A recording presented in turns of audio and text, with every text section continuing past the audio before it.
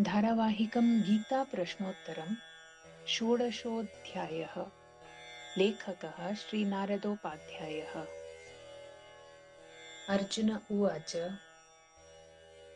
भगवन्, किञ्चित् पूर्वं त्वया उक्तं यत् मया यत् उक्तं तत् अत्यन्तं गोपनीयमस्ति इति। परन्तु तादृशस्य गोपनीयविषयस्य अधिकारी कः वर्तते? श्रीकृष्ण उवाच। आम् अर्जुन, अवश्यं वर्तते तादृशः अधिकारी, यः दैविकसम्पद्युक्तः, सः हि तस्य गोपनीयविषयस्य अधिकारी अस्ति। तर्हि तादृशस्य अधिकारिणः विलक्षणता का भगवन्? पार्थ, तानि इत्थम्भूतानि वैलक्षण्यानि बहूनि सन्ति। सम्यक् शृणु। तस्य अधिकारिणः मनसि प्रथमतः मम आश्रयेण अभयत्वं सुदृढं भवति। ततः मत्प्राप्त्यर्थं तस्यान्तःकरणे एकः दृढनिश्चयः भवति। मां तत्त्वतः ज्ञातुं प्रत्येकं परिस्थितौ तस्मिन् समत्वभावः जागर्ति। एवमेव सात्विकदानम्, इन्द्रियाणां निग्रहणं, स्वकर्तव्यस्य पालनम् इत्यादि गुणाः तस्मिन् अधिकारिणि विद्यमानाः भवन्ति।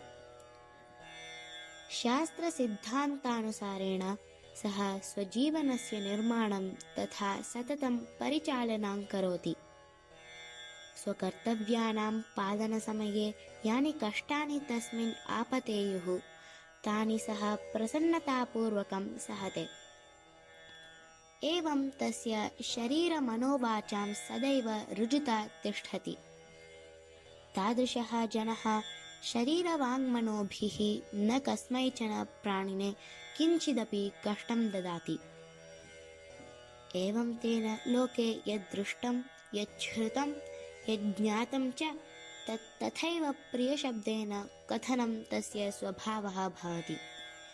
सर्वमपि मत्स्वरूपं मत्वा कस्मैचन अपि सः कदापि न क्रुध्यति।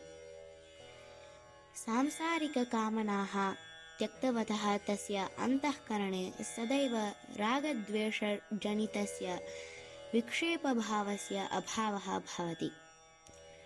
सः अन्येषां दोषान् न क्वापि प्रकाशयति, अर्थात् अन्यान् उद्दिश्य न श्रावयति। सर्वेषु प्राणिषु दयाभावः, हृदये कोमलता, अकर्तव्येषु व्यवहारेषु लज्जाभावः, चपलतायाः अभावः, शरीरवाण्यादिषु तेजस्त्वम् इत्यादि गुणाः तस्मिन् विद्यमानाः भवन्ति। एवमेव सः अधिकारिजनः स्वयं दण्डं प्रदातुं सामर्थ्ये सत्यपि स्वस्य अपराधिने तदपराधस्य क्षमां ददाति। तथा प्रत्येकं परिस्थितौ सः धैर्यं धरति। तस्मिन् शारीरिकी शुद्धिः, प्रतिशोधस्य अभावः, आत्मनि श्रेष्ठतायाः अभावः चेति गुणाः परिलक्ष्यन्ते। अतः हे भरतवंशजात अर्जुन, यानि उपर्युक्तानि सर्वाणि दैविकसम्पत्प्राप्तस्य अधिकारिणः लक्षणानि मया त्वत्पुरतः उक्तानि, तानि सम्यक् मनसि निधाय त्वमपि तैर्गुणैर्युक्तः सन् मद्भक्तेरधिकारी भवितुमर्होसि अवश्यमपीति। भगवन्, दैविकसम्पत्युक्तः अधिकारी कीदृक् भवतीति त्वन्मुखतः मया श्रुतं, यथामति ज्ञातञ्च।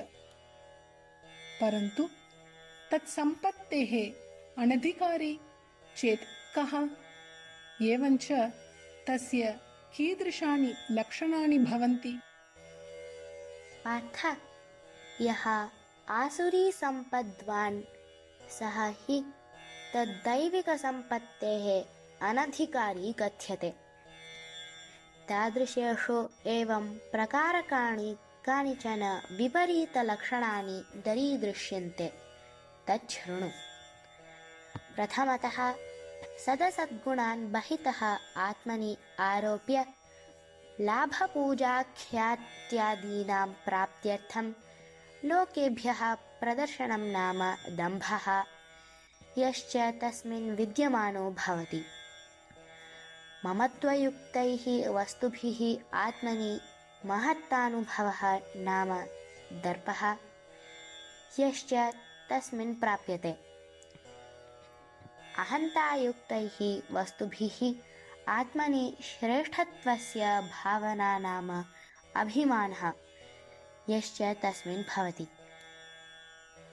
एवं क्रोधः, मनोवाण्योः कठोरता, सदसद्युक्तेषु कर्तव्याकर्तव्येषु स्वविवेकस्य अनादरः इत्येतानि विपरीतानि लक्षणानि यस्मिन् विद्यमानानि सन्ति सः हि दैविकसम्पत्तेः अनधिकारी आख्यायते।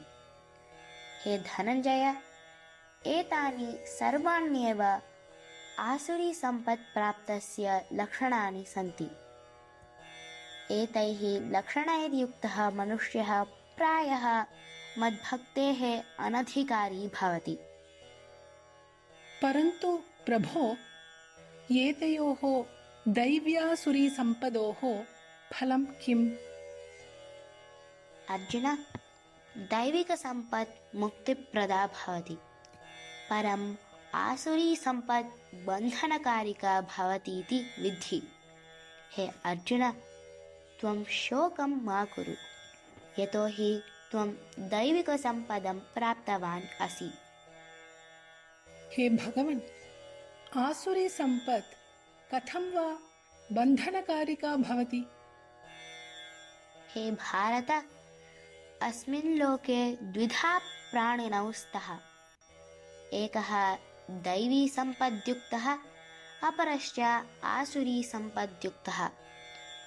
दैवीसम्पद्विषये इतः पूर्वं विस्तरेण उक्तं मया। अधुना च आसुरीसम्पत् कथं भवतीति विस्तरशः शृणु। आसुरीसम्पद्वन्तः मनुष्याः कस्मिन् प्रवर्तेमहि वयं, कस्माच्च निवर्तेमहि इति न जानन्ति। तेषु शौचाचारः, सदाचारः, सत्यपालनम् इत्यादिकं न दृश्यते। शौचाचारादिकं कथं न भवति तेषां भगवन्? यतो हि तेषां दृष्टिर्हि विपरीता। तेषां दृष्ट्यां तु अयं संसारः असत्यः। कारणम् अस्मिन् न किमपि शास्त्रधर्मनियमादिकं सत्यमस्ति। धर्माधर्मपापपुण्यादीनां नास्ति कापि मर्यादा। अस्य संसारस्य न कोऽपि रचयिता स्यात्। केवलं स्त्रीपुरुषयोः आकर्षणेन एव संसारोऽयम् उत्पद्यते। अतः अस्य संसारस्य उत्पत्तिहेतुः हि कामः अस्ति। नान्यः कोऽपीति ते परस्परं कथयन्ति। इत्थं तेषां सर्वत्र विपरीता दृष्टिः स्यादिति। भगवन्, तेषाम् आसुरीसम्पद्वतां कीदृशानि कर्माणि भवन्ति? पार्थ, ये नास्तिकदृष्टियुक्ताः ते आत्मानं नित्यस्वरूपं न मन्यन्ते। तुच्छमतीनां तेषां कर्माणि अपि अत्यन्तं भयानकानि एव भवन्ति। ते जगतः शत्रवः कथ्यन्ते। तेषां सामर्थ्यं, प्रत्येकम् आचरणं च केवलं जगतः अहिताय एव भवति। दुष्पूरकामान् अवलम्बिताः, दम्भमानमदादिभिः समन्विताः ते अपवित्रयुतानि आचरणानि धारयन्तः मोहात् नैकविधान् दुराग्रहान् गृहीत्वा च लोके विचरन्ति। तेषां भावाः च कीदृशाः भवन्ति भगवन्? अर्जुन, आमरणं महतीं लौकिकचिन्ताम् आश्रिताः कामोपभोगपरमाः मनुष्याः ते यत्किञ्चित् स्यात् तत् एतावदेव इति निश्चिताः भवन्ति। अर्थात् सुखभोगः, वस्तूनां सङ्ग्रहः इत्यादिकम् एतावदेव स्यादिति मन्यन्ते। तेषां लक्ष्यं किं भगवन्? अर्थात् ते कीदृशम् उद्देश्यं स्वीकृत्य चलन्ति? अहो अर्जुन, ते तु सहस्रशः आशापाशैर्बद्धाः सन्तः कामक्रोधपरायणाः ते मनुष्याः केवलं सुखभोगार्थमेव अन्यायपूर्वकं धनसङ्ग्रहं कुर्वन्तः अग्रेसराः भवन्ति। तेषाम् अन्ये मनोरथाः कीदृशाः भवन्ति भगवन्? पार्थ, अज्ञानेन पूर्णतः आवृताः विमोहिताः च ते एतावत् धनं तु अद्य प्राप्तमेव, अनन्तरम् अन्यदपि अवश्यं मया प्राप्स्यते। एतावत् धनं मत्पार्श्वे अस्त्येव, अनन्तरम् इतोपि अधिकम् एतावच्च अवश्यं भविष्यति इति। सः शत्रुः मया धनसुखार्थं हतः, अनन्तरम् अपरश्च हनिष्यते इति एतादृशान् मनोरथान् गृहीत्वा ते मूढाः विचरन्ति। एवमेव अहं सर्वसमर्थोऽस्मि, सिद्धोऽस्मि, बलवान् अस्मि, बहुभोगानां भोक्ता अस्मि, धनवान् अस्मि, बहुः अभिजनसमुदाययुक्तोऽस्मि, मत्सदृशः अपरः कः भवितुमर्हेत् जगति? अहमेव यज्ञादीन् करिष्ये, दानानि दास्यामि, मोदिष्ये इत्येवं ते मूढाः अज्ञानेन अनेकान् मनोरथान् कुर्वन्तः विचरन्ति। धिक् तेषां दुष्टानां मनोरथान्।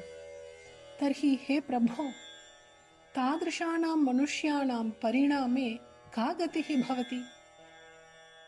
हे भारत, अनेकेषु भ्रमेषु भ्रान्ताः, मोहजाले निमग्नाः, भोगसङ्ग्रहादिषु रममाणाः, निर्लज्जाः, परमासक्ताः इत्येतादृशाः मनुष्याः परिणामे घोरनरकेषु परमसङ्कष्टयातनादिगर्तेषु च निश्चिततया पतन्ति, नात्र सन्देहः। तेषां भोगासक्तानाम् आसुरीसम्पद्वतां मनुष्याणाम् अन्येऽपि पतनकारकाः भावाः भवेयुः वा भगवन्? आम् अर्जुन, तादृशाः असुरस्वभावयुक्ताः मनुष्याः आत्मानम् इतरेषाम् अपेक्षया श्रेष्ठं मन्यन्ते। ते स्तब्धाः भवन्ति, धनमानमदादिभिः दुर्गुणैः समन्विताः भवन्ति।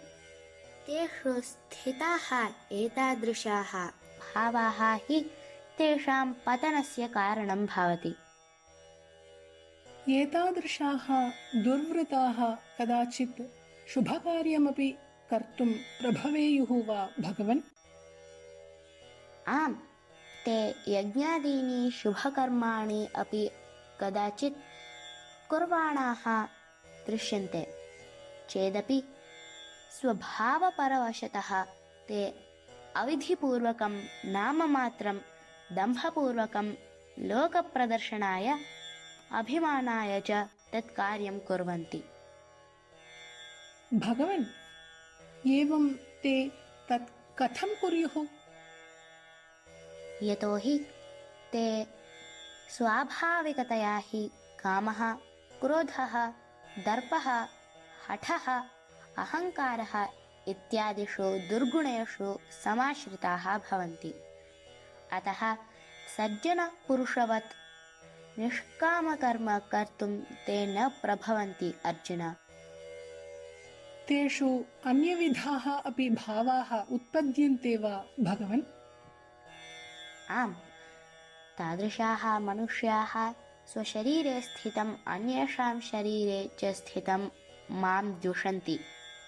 मम अन्येषां च गुणानपि दोषदृष्ट्या पश्यन्ति।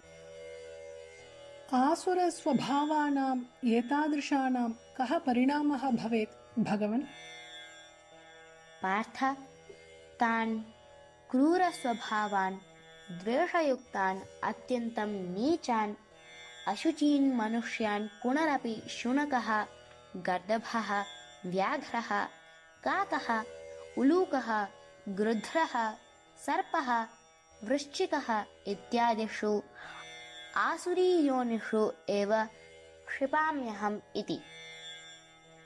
अस्तु, ते आसुरीसम्पद्युक्तान् मनुष्यान् परिणामे त्वं शुनकादि तुच्छयोनिषु क्षिपसि, परन्तु ततः ते किं प्राप्नुवन्ति भगवन्?